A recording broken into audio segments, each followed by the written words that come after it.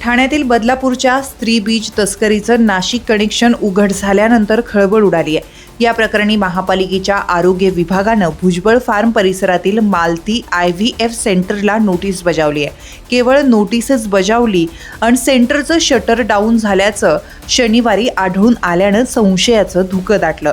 Malati IVF सेंटरची वर्षभरापूर्वी महापालिकेत नोंदणी झाली।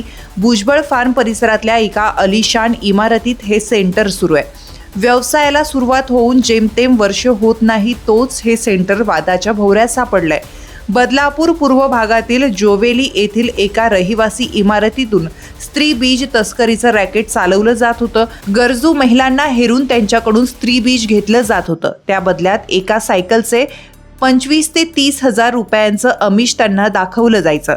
कायद्यानुसार एका महिलेला आयुष्यात एकदाच स्त्री बीज दान करता येतं, पण बनावट आधार कार्ड आणि प्रतिज्ञापत्र तयार करून महिलांकडून जवळपास 30 वेळा बीजे काढण्यात आल्याचं आढळून आलंय।